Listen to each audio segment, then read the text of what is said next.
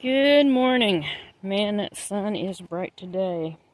It's going to be kind of a hot one. Got a new phone. Thought I'd try it out. Do like a little walkabout to show you all how things are going and see how this phone works out. I can tell already that the audio is better, but we'll see. Anyway, I've got this bed right here.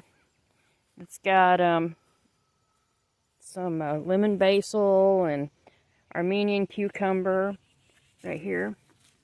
It's not doing really great, but it's doing all right. Yeah, the ducks are out. I let them out, so they're out and about running around. Anyway, and then I've got here's sweet potatoes. I put them in this pool just to see how that works, and the slugs have been eating the tar out of the leaves. I got peanuts right there in that tote. The Japanese beetles, been beating up on them. And then I've got, I'm thinking that might be turmeric. It's either turmeric or ginger. Planted both in there, and that one's come up. This guy right here is, I was hoping it was Cuckoozy gourd, but it's not. It's a birdhouse. Oh, get out of the way. It's birdhouse gourd. My, they say the leaves on rhubarb is poisonous. Well, evidently not for these guys. They have ate my rhubarb up. I go through every morning and pinch them off. Usually I'll try to catch them in a cup of water and feed them to the chickens, but here's my sweet corn. It didn't do real well, but it is sweet and it is making ears. I planted some beans down in there. You can see them coming up here. And I'm rooting some strawberries to see if I can't straighten this mess up a little bit. You can see they're still blooming. They're still making strawberries. Look here at this guy. Yep. And of course the stinking grasshoppers everywhere. And then here, this is winged beans. My daughter wanted me to plant for her, and they aren't even beginning to look like they're gonna bloom. I don't know when they bloom. And yep, there he is. I have to go get some water and come get my chickens a snack. Yeah, I've got some bronze fennel in there, and down there's a celery. My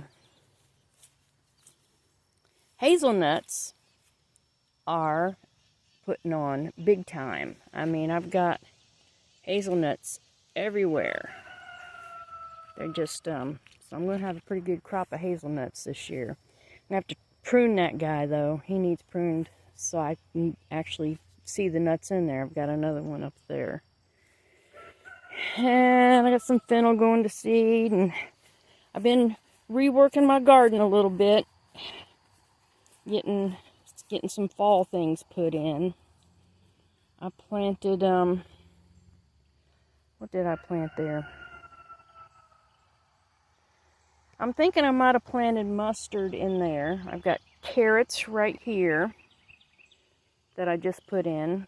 Got some carrots up there that I got to pull out. Dill that's going to seed everywhere. Jalapenos. And this cabbage, I went ahead and let it split, and it's putting up flowers. So I'm going to collect some cabbage seeds. And then these are romaine lettuce seeds I'm going to save. I planted some cumin in here and cilantro. Had a problem with the stinking worms getting on my kale, so I had to break down and spray with some BT. And I might have to do it again. And then I've got chard and kale down through there. Not kale. And that's not kale. That's collards. Anyway, collards and chard down through there. Big O amaranth, or what's it called? Goats? I don't know. It's I can't remember. Anyway, I have beans. This is like my, I don't know, third or fourth planting of beans, and they're just almost ready. I mean, I've got probably be picking them tomorrow or the next day. Down through there are pole beans that I'm letting mature so I can save for seed. I planted mustard right in there. That's where I'd had that big old milk thistle that I didn't want it carrying on. Down through here, I've got a bunch of collards, and I've planted some pumpkins down in there. I got one, let me show you, one itty bitty one. The vine is dying. So it's, but look at that little pretty little thing. Yep, that's the vine. So I think it got a vine borer or something in it, and it died. Either that or something got in the roots, I don't know. Having problems on the outside of my garden here. Down through here I have a big old timber I put in there. And on the outside of that timber, I planted some Jerusalem artichokes and some of these mullein. Because I use mullein in, for teas and things like that. And the Jerusalem artichoke, I was going to try to harvest some. But there's some kind of burrowing varmint is eating the tubers off the bottom of my plants. That one's dying. Tubers are gone. I'll pull it up. There'll be nothing on there. Those guys are dying. I don't know. Anyway, I got more green beans right here. I have butternut squash all out through there. Yellow straight neck squash right here. It's doing really well. I only have one of these planted right here. I did start some new ones. This big old sunflower. It's pretty. See that guy? These tomatoes, they struggled. I've cut a bunch of them out. I mean, some of the plants just flat out died. Okay, this is that bronze fennel. I've got a bunch of it, and all kinds of dill. It just comes up everywhere. This is a volunteer wild yarrow, and mountain mint grows in here. That's lamb's quarter. I knew I'd remember. That's what that other plant was. And over here in this other section of the garden, I have roselle. I'm going to try it again. It's covered in Japanese beetles. I'll have to come back and get them.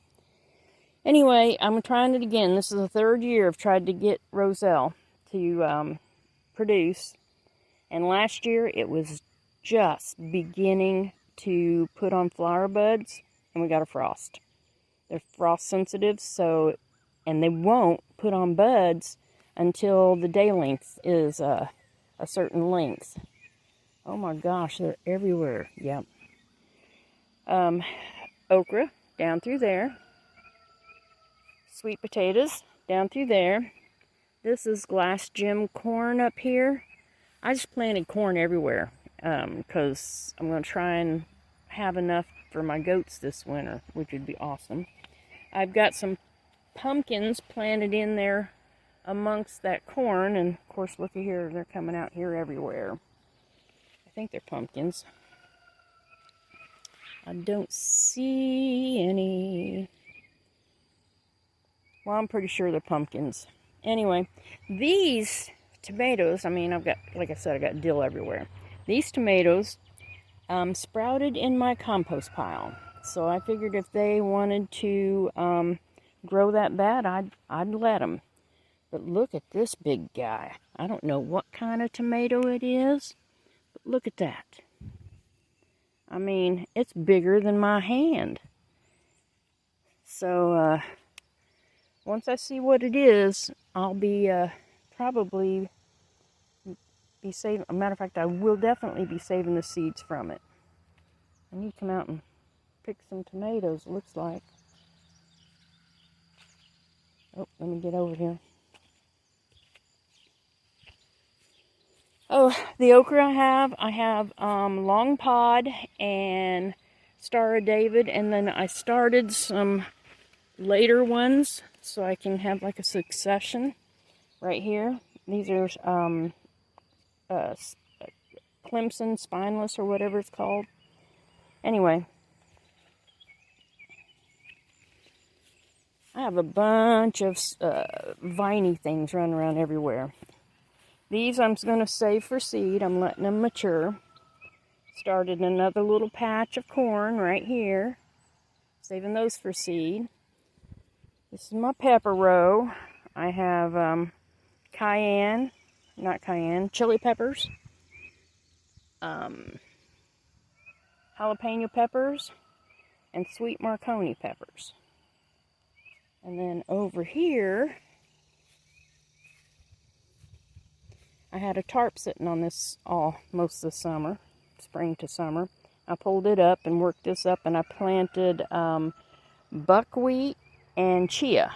And chia is like the roselle. It has to have a certain day length to put on blooms to mature. And it's frost sensitive also. So, yeah, it won't make seeds. But my watermelon. It's a Blacktail Mountain watermelon, cantaloupe, sorghum up through here and there. And this really good looking sorghum. I sorted the seeds out of the chicken scratch grain. Actually, you know, sorted it out and planted it. Because right here, this is like high-priced sugar sorghum seed that hardly germinated and it's just really, really wimpy. Okay, anyway, over here, I've been starting stuff like here's some of that straight neck squash. I just started those. Some cantaloupe down there. I tarped this area because I don't want to fool with it right now. Got more corn up here. And this is all field corn. More corn up here. Corn right there. Some sweet potatoes.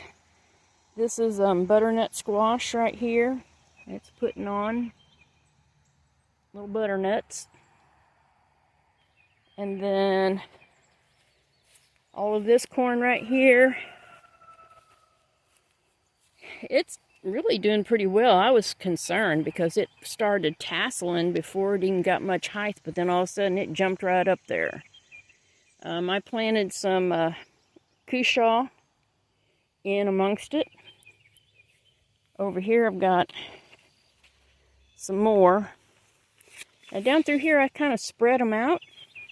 Spread out the plantings, just trying different things, and it hasn't done near as well as this has over here. Let me see if I can find a cushaw. I'll show you, because I got a couple of good looking cushaw in here. Oh, there's a little one over there. I don't know if you can see it right there. Oh, I hear the kitty cat. You trying to follow me? There's a nice one. Look at this bad boy. It'll get huge. Where you at? Where you at? Kitty, kitty, where you at? I hear you. Where you at? Oh, it's not a cat. It's a bird. Oh my. Okay. Anyway, I'm gonna check this this video out when I get back up to the house and see if it's any good. And hopefully the audio and everything's decent enough on it to post, because I haven't posted for a while. Things are still growing. It's really hot out here. I've got that's garden thyme, and my sage is doing really well. That's mother of thyme, and that is doing awesome.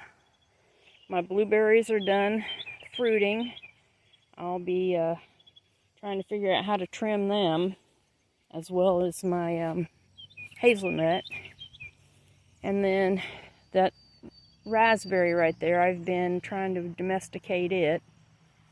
And look at here.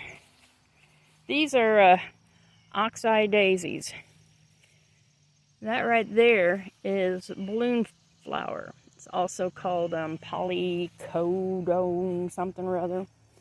My hibiscus, that the Japanese beetles love, as you can see. So I'm going to let you guys go. This is my new Tennessee home, and I'm Joe, and I'm going to go get some water and collect Japanese beetles. Talk to y'all later.